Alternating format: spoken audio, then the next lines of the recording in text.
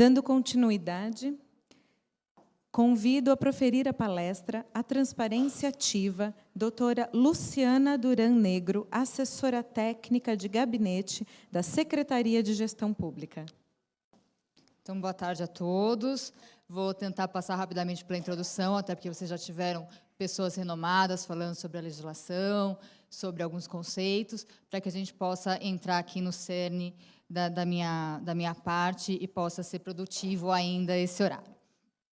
Então, basicamente, o que a gente já deixou, acho que claro, aqui em todas as palestras que vocês tiveram, é que o direito à informação não é algo novo no ordenamento pátrio, é um direito já consagrado constitucionalmente, mas o que o decreto trouxe de grande inovação é justamente ferramentas de assegurar esse direito. Como que eu asseguro esse direito ao cidadão? Então, nós já tínhamos ele preconizado na Lei de Usuários aos Serviços Públicos, já falamos da qualidade dos serviços públicos, do direito à informação, mas, na verdade, nós não dávamos mecanismo ao cidadão de pleitear, de como assegurar, de como conseguir essa informação perante ao Estado. E aí, quando eu falar informação aqui para vocês, eu vou estar falando de informação, de documentos, de dados, estou falando aqui de informação lato sensu. Então, vamos ficar com essa palavra, de garantia, de ferramenta, porque quando a gente está falando de transparência, seja passiva, seja ativa, são as grandes ferramentas que nós temos aqui em relação ao decreto, para atingir a nossa finalidade. Então, no artigo 2º, nós temos pilares desse decreto. Na verdade, a gente pode até dizer que são os nossos grandes princípios a serem observados no direito à informação. E tudo que a gente vê aqui no artigo 2º está claramente ligado à transparência, em abrir a administração, em abrir o Estado para o cidadão. E por que não dizer para nós mesmos? Então, quando eu falo publicidade como regra e sigilo como exceção, é a grande quebra de premissa que nós temos, né? Realmente essa quebra de que o sigilo é algo obrigatório. Não, a publicidade é algo obrigatório. Eu só vou ter como sigilo aquilo que efetivamente for algo de segurança pública, aquilo que efetivamente tiver ligado com o direito pessoal. Então, na verdade, é abrir as portas do Estado, essa transparência. Divulgação de informações de interesse público, independente de solicitações, o que a gente vai ver é a própria transparência ativa propriamente dita. Então, na verdade, eu não preciso de que o cidadão bata na porta do Estado e peça uma informação pontual. Na verdade, eu já coloco à disposição do cidadão informações que são de interesse coletivo, que são de interesses comuns. Gestão documental. Acho que a Ieda já falou com muita propriedade sobre gestão documental.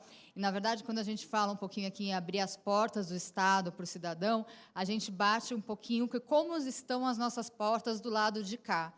Na verdade, para a gente abrir as portas, a gente tem que estar com a casa arrumada.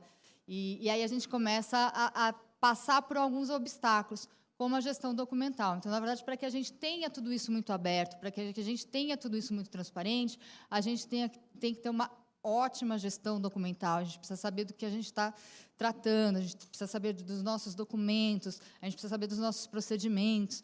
E agora eu tive até recentemente numa agenda pró-cidadão que está tendo entre a União, os estados, e se falava muito da gestão documental, já com documentos digitalizados. Mas como é que a gente está falando em digitalizar documentos se a gente mal sabe do que a gente tem? É complicado isso um pouquinho. Na verdade, às vezes a gente quer procurar um processo, tem um número nessa secretaria, na outra entra outro número, e aí vem o SPDOC como a nossa salvação entre todas as secretarias, mas entre nós mesmos nós temos dificuldade de buscar isso, em cada órgão nós temos essa dificuldade. Então, a gente está falando já em digitalização, que com certeza é para onde rumamos, mas sem nós termos ainda a dimensão do que a gente está falando. E quando a gente fala em digitalização, isso foi muito discutido lá, na verdade, a gente tem que fazer com que o processo nasça digitalizado, ele tramite digitalizado, ele se arquive digitalizado e que ele tenha eficácia em relação aos órgãos externos, que ele realmente possa ser auditado, que ele possa ser buscado, que eu não precisa imprimir aqueles documentos para que ele tenha eficácia perante a sociedade, perante os órgãos externos. Então, na verdade, aí é que a gente começa aquele efeito dominó ao contrário de arrumar a casa do lado de dentro para conseguir. Mas isso é produtivo, às vezes só assim a gente realmente consegue que as coisas avancem, com que as coisas andem. Uso da tecnologia da informação.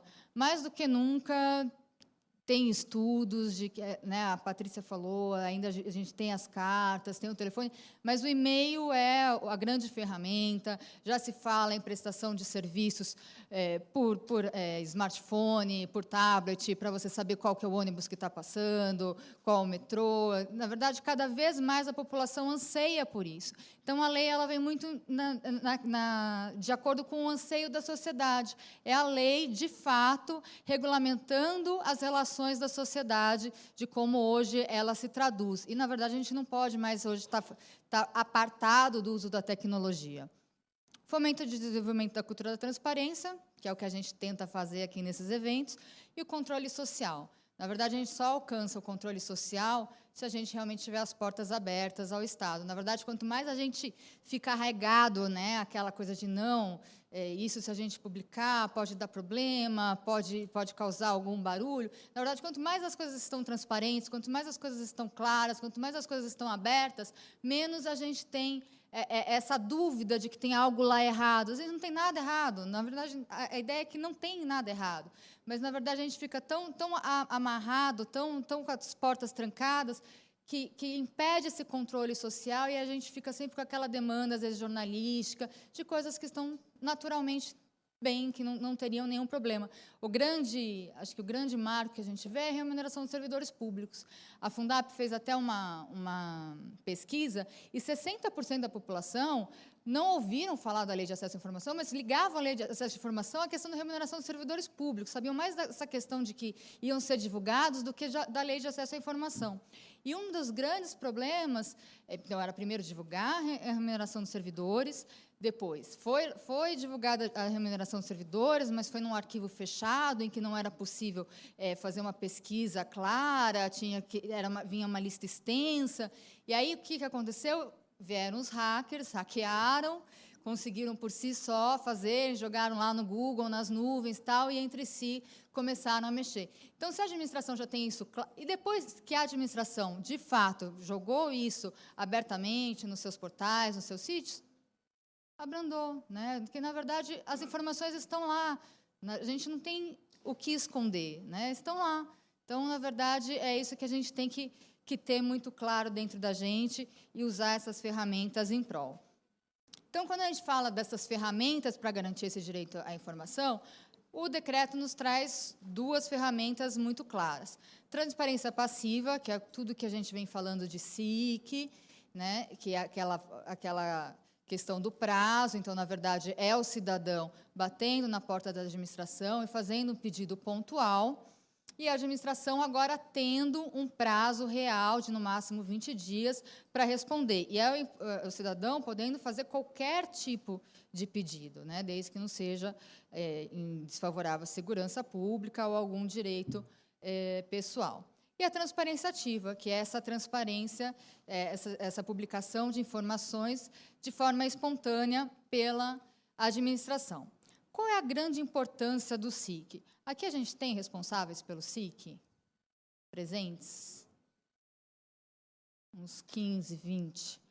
Todos participaram dos eventos que a gente teve em relação ao SIC? Tiveram, né? Na verdade, os responsáveis pelo SIC foram o nosso primeiro grande alvo do grupo.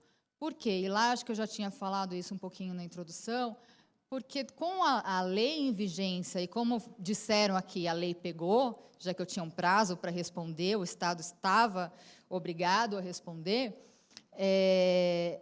o responsável SIC foi o grande espelho do Estado. É ele que é esse elo com o cidadão, é ele que foi a cara do Estado em relação ao cidadão. E é ele que recebeu essa primeira, e ainda recebe essa primeira pressão. Então, por isso, todo esse trabalho do grupo, de que todos os órgãos tivessem o responsável SIC, hoje temos, a Patrícia falou que ainda faltam os suplentes, então, continua esse trabalho de mãe do grupo, da CAC, de que eles sejam nomeados. Mas essa grande importância desse trabalho inicial com os responsáveis do SIC, porque são a grande cara do Estado hoje em relação ao cidadão, são as pessoas que estão vendo quais são as maiores dúvidas de cada órgão, são as pessoas que estão tendo acesso aos interlocutores de cada área, são as pessoas que estão tendo feeling de saber quais são as perguntas mais frequentes de cada área, de cada órgão, e que hoje conseguem aí fazer um mapeamento disso e, por que não dizer, ajudar tanto as áreas como o pessoal responsável aí pela área de comunicação a divulgar as perguntas mais frequentes. E aí vem a transparência ativa, que, né, como eu já disse, são as informações disponibilizadas espontaneamente pela administração, são informações de interesse coletivo, e aí vem, de repente, aquele responsável do SIC que pode bater lá na área de comunicação, ou na área que é muito demandada, por exemplo, lá na SGP, a gente tem muitas informações, pedidos de informações do DPMS, do CAAS, então a gente pode conseguir começar a filtrar e ver o que a gente pode, de fato, já lançar isso na internet, nos sítios eletrônicos, de uma forma clara, de uma forma objetiva, para que isso vá diminuindo essa demanda, né? Então, esse responsável SIC acaba tendo um papel muito crucial em relação a isso. E uma linguagem de fácil acesso, aqui a gente vai falar um pouquinho mais para frente. E aí vocês vão falar, bom, Luciano, tudo bem, precisa estar transparente, precisa ser aberto, precisa ser objetivo, mas, efetivamente, o que eu preciso disponibilizar para o cidadão? O que eu, órgão, obrigatoriamente tenho que colocar lá no meu sítio eletrônico ou qualquer outra forma que eu entenda razoável? E aí o decreto nos traz claramente. E até no último evento que nós tivemos no arquivo, uma das perguntas que foram feitas, foi relativo justamente a isso. Falou, bom, mas e se eu não quiser colocar? Qual a pena que eu tenho para isso? E aí, se a gente for ver o rol das condutas ilícitas, eu acho que o Levi falou sobre isso hoje, realmente não está lá escrito que, se não tiver disponibilizado no sítio eletrônico, quem será o responsável. Mas nós temos órgãos de controles externos. A própria CGA vem logo abaixo das atribuições da SGP, no artigo 79, que tem que fiscalizar toda a organização, a implementação do decreto, a efetivação do decreto. Então, quer dizer, vão acabar buscando por que aquela secretaria não está disponibilizando os órgãos, não está disponibilizando os dados. E a própria sociedade começa a comparar. Bom, a Secretaria X está lá, ok, a Secretaria Y não acho nada. Então, daí que a gente precisa ter muito claro e em mente que essas informações são necessárias e são aqui imperativas, já que é um comando legal. Competências e estrutura organizacional, endereço, telefone das unidades, tal. Não é absurdo a gente falar, e eu sou prova de que eu já tentei mandar um ofício para uma secretaria X, procurei no site da secretaria e não achei o endereço. Não achei o endereço. Aí você vai lá no velho Google e coloca a secretaria X, o endereço da secretaria, e aí você acha que vai fazer um link ao próprio site da secretaria, mas dentro do site propriamente dito você não encontrou. Então, quer dizer, isso tem que estar lá, isso tem que estar de uma forma clara. E tem órgão que você não consegue achar tudo. Registro de qualquer repasses, registro aqui de receitas e despesas, a gente fala muito aqui fala muito de orçamento, e, na verdade, até a Secretaria de Gestão tem trabalhado nisso, de tentar padronizar. Então, na verdade, a gente já tem sites no Estado que tem tudo isso disponível. A Secretaria da Fazenda, a Secretaria de Planejamento. Então, na verdade, é só colocar um link ali que remeta àquela informação. A própria questão do procedimento licitatórios, editais, resultados, contratos, muita coisa já tem ali no site do pregão. Então, às vezes, é só colocar ali na aba, fazer o link ao site competente e já está ali, de fácil acesso. Relatórios, estudos e pesquisas. Às vezes a gente produz tanta coisa, né? Então é uma obrigatoriedade imposta pela lei, mas mais do que isso, eu acho que deveria ser algo que nós deveríamos ter orgulho e querer que a sociedade veja, né? Que a sociedade perceba que não é só remuneração. Então, aqui, quando a gente fala relatório, estudos, pesquisas, programas, ações, projetos, puxa, se nem nós sabemos o que a secretaria do lado faz, como é que a gente vai querer que o cidadão saiba? né? É cruel. Então, eu que tenho um cargo em comissão, que estou há 7 anos no Estado, que acabo transitando de uma secretaria para outra, então, às vezes, você quer lá saber para onde você está indo, o que faz, o que você vai... E é difícil de encontrar essa informação no próprio site. E a gente tem tantos programas bons, tantos serviços ao cidadão já adiantados. A gente conversa com outros estados e a gente vê que a gente tem tantas coisas já bem avançadas e a gente não divulga, né? A gente perde a oportunidade de dizer o que o Estado de São Paulo faz de bom. Relatórios, pesquisas, estudos de técnicos, dados comparativos, quer dizer, às vezes são coisas que estão no anseio da sociedade, que já está pronto pelo Estado, mas que a gente não disponibiliza, que a gente não coloca, né? Então, acho que mais que uma obrigação, acho que seria um orgulho para nós termos isso divulgado. E as respostas e perguntas mais frequentes da sociedade, que daí que, né, eu enfatizo mais uma vez a participação importante de cada responsável do SIC que está recebendo essa demanda diária, que já consegue aí filtrar quais são as perguntas mais frequentes, e não por que dizer de todos nós que somos responsáveis, cada um pelas suas áreas, do que é possível já disponibilizar daquilo que a gente sabe que é mais demandado da nossa área. Bom, e como é que eu coloco isso, como é que eu disponibilizo isso ao cidadão? Então, a própria lei fala do sítio eletrônico, que a gente sabe que, fatalmente, é o meio mais utilizado, todo mundo lá tem uma forma, tem uma lan house, todo mundo acha uma formazinha ali de acessar e buscar. E aqui entra, né, propriamente a transparência ativa. Ferramenta de pesquisa de conteúdo que permite o acesso à informação, e aí eu acho que o Maurício já nos deu uma grande notícia, eu também achava que era um processo que ia ser muito mais lento, mas eu acho que então nós já estamos avançados, porque é muito triste que, para a gente buscar uma informação que tem dentro dos nossos sites, a gente tenha que procurar dentro do Google, né, ou de qualquer outra fonte de pesquisa. Então, que a gente tenha isso e que cada órgão tenha isso de uma forma muito clara. A gente fala muito na linguagem cidadã. O que é a linguagem cidadã? Na verdade, as informações que são disponibilizadas para o cidadão, elas não podem ser simplesmente jogadas. Então, eu não vou pegar lá um parecer jurídico, um laudo técnico de engenheiro, jogar tudo lá e falar, bom, cumpri minha missão, está certo, ninguém pode falar nada, está tudo aqui na internet, está tudo certinho. Não, eu tenho que traduzir isso para o cidadão.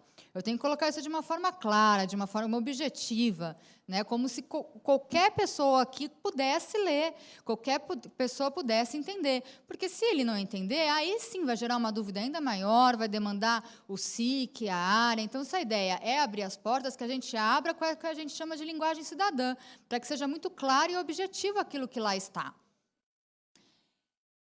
Aqui a gente fala de gravação de relatórios em diversos formatos eletrônicos, inclusive abertos e não proprietários. Aqui eu acho que é um grande problema que ainda a gente tem, eu também, particularmente, ainda para mim é novo, né? Não sou formada em tecnologia da informação, mas é o que a gente fala dos dados abertos, que o grande exemplo é a questão aí da remuneração, mas que o próprio decreto aí já avançado já preconiza que tem que ser em formatos abertos.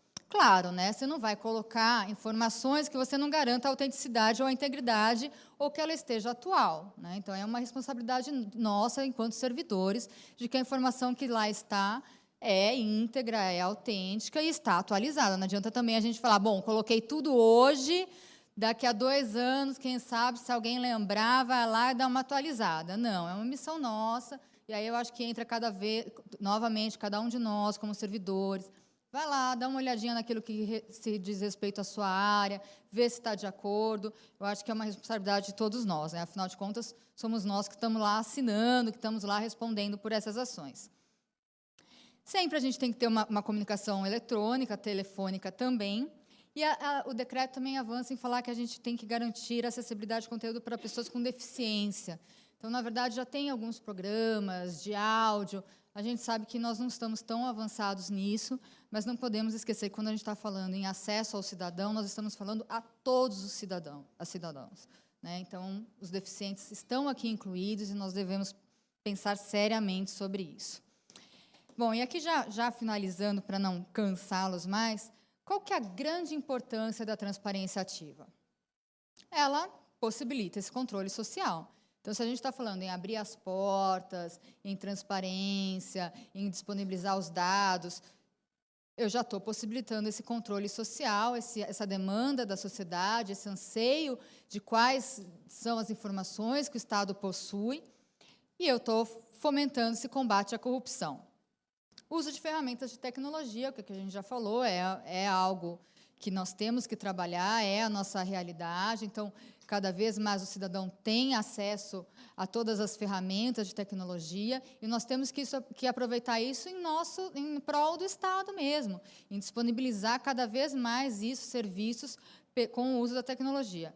Linguagem da informação, que é o que eu falei, essa questão da linguagem cidadã, que, na verdade, tudo isso tem que ser de uma forma muito clara, muito objetiva, tem que ser inteligível, compreensível, senão não adianta nada eu colocar só para dizer que eu coloquei e cumpri a minha função. Ele evita o acúmulo de pedidos de informações idênticas. E aqui a gente entra numa das perguntas mais recorrentes em todos esses eventos que a gente tem feito, principalmente com a questão de ouvidores. Consigo visualizar alguns ouvidores, é um trabalho que a SGP também está iniciando com a rede de ouvidorias, que é aquela questão da interoperabilidade dos sistemas. Então, na verdade, é algo que nós, enquanto servidores, também temos que tratar, porque nós temos hoje vários canais disponíveis ao cidadão, e ele, por mais de um canal, muitas vezes, faz a mesma pergunta, o cidadão diferente faz perguntas por canais diferentes, e a administração dá respostas conflitantes. Isso não pode acontecer, né? Então, na verdade, quando eu já tenho isso disponível, e se eu vou evitar aquela transparência passiva, que eu vou evitar a demanda do SIC, da ouvidoria, eu evito também esse conflito, até que, efetivamente, a gente possa falar que todos os sistemas estão interagindo e a gente tem um gerenciamento de todos eles. E hoje, infelizmente, ainda não é o caso. Diminui a demanda SIC, como a gente falou. Quais são os grandes obstáculos que a gente enfrenta hoje em relação à transparência ativa? Eu acho que o maior deles somos nós mesmos, né? Então, nós temos realmente essa cultura do sigilo. É muito normal, não deveria ser normal, né? Normal até uma palavra que talvez não seria a mais adequada, mas é habitual mesmo que você verifique que um processo que está sob a guarda de determinada pessoa, se aquela pessoa entra em férias, ninguém mais tem acesso àquele documento, ou fulano saiu de licença prêmio, foi para outra secretaria, se afastou, apaga tudo que tinha no computador e manda e vai com ele com todas as informações que ele tinha. E as pessoas têm muito medo da repreensão e de que se eu falar aquilo que eu sei, o outro vai puxar o meu tapete. Quer dizer, então isso faz muito parte do ser humano mesmo, né, que nós temos enquanto pessoa, que está um pouco arraigada nessa questão do servidor público, a todos nós, e eu acho que essa é a premissa maior que nós temos que ter, que quebrar, que é essa cultura do sigilo, né, de que as informações não são nossas, não são propriedade nossas, são informações do Estado, e que, na verdade, nós temos que colaborar cada vez mais para que essas informações sejam palpáveis, divulgadas, trocadas, porque isso é para o bem de todos nós. O que vai à desburocratização e à gestão documental, que eu já tinha feito aqui no início, já falei um pouquinho, então, na verdade, esse é um grande obstáculo para nós, porque realmente a gente falar de transparência ativa, a gente falar de divulgar todos esses dados, sem a gente ter a casa arrumada, fica muito difícil. Então, gestão documental, a desburocratização dos procedimentos ainda é algo que a gente tem que lidar. A qualidade da linguagem da informação, entre nós mesmos, nos nossos próprios grupos de trabalho, às vezes a gente tem percepções diferentes sobre o mesmo assunto, então, o que dirá passar isso para o cidadão, né? E a gente tem que começar a padronizar isso realmente de uma forma muito inteligível, muito compreensível.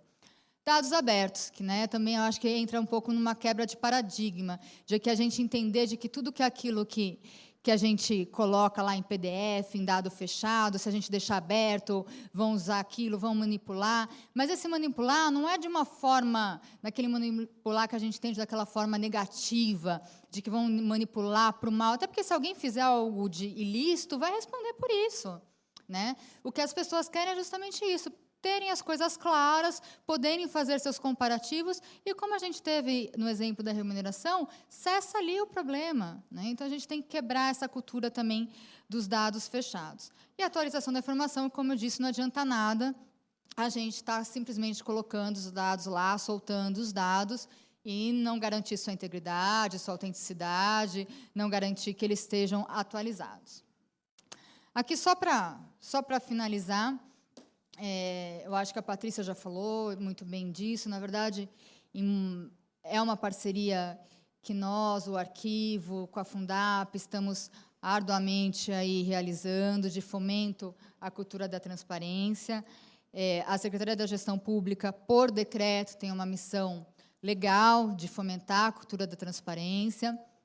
Então, esses eventos são de conscientização, de mobilização, de ajuda a vocês, mas também que vocês nos ajudem, porque o grupo não tem todas as respostas ainda, nós também estamos aprendendo com a implantação do decreto. E, meio que nessa linha, a gente tem lá o blog da SGP, que é um blog de fomento à cultura da transparência do Estado de São Paulo. Então, lá, é um blog que vocês podem entrar, que vocês podem dar sugestão, que vocês podem estar falando sobre o formato dos sites, o que vocês, de repente, acham que cabe, que não cabe. Lá está disponibilizado todo o material também, junto com o arquivo, do que já também está lá no site do arquivo, algumas coisas. A gente está tentando formatar boas práticas da transparência ativa, fazer um padrão de como disponibilizar tudo isso no site, para estar orientando vocês, mas é um blog aberto. Ali também tem o tutorial do SIC, que é o SIC-SP que o Maurício falou, tem o tutorial de como mexer ali direitinho no sistema, mas é um blog aberto para vocês e para o cidadão, que a gente pode conversar, de repente vocês podem trazer novas ideias e que a gente possa estar aí aprimorando cada vez mais e, efetivamente, daqui a algum tempo, que a gente esteja mais avançado nessa questão. Gente, tentei dar uma corrida, o tempo tá super escasso, o meu já acabou, sei que vocês estão cansados, espero que eu tenha passado o recado, que vocês saiam um pouco mais apaixonados pela transparência ativa, nem que seja para que isso elimine o trabalho da transparência passiva, mas eu acho que é um grande passo, talvez seja o grande espírito da lei, é a gente tratar da transparência passiva mesmo. Assim, acho que esse espírito da lei de portas abertas, de um controle social, de combate à corrupção, passa fatalmente por transparência ativa. Eu acredito que cada um de nós temos um pouquinho de responsabilidade para que tudo isso esteja disponível nos nossos sites de forma muito clara. Obrigada pela atenção, tá bom? Até mais.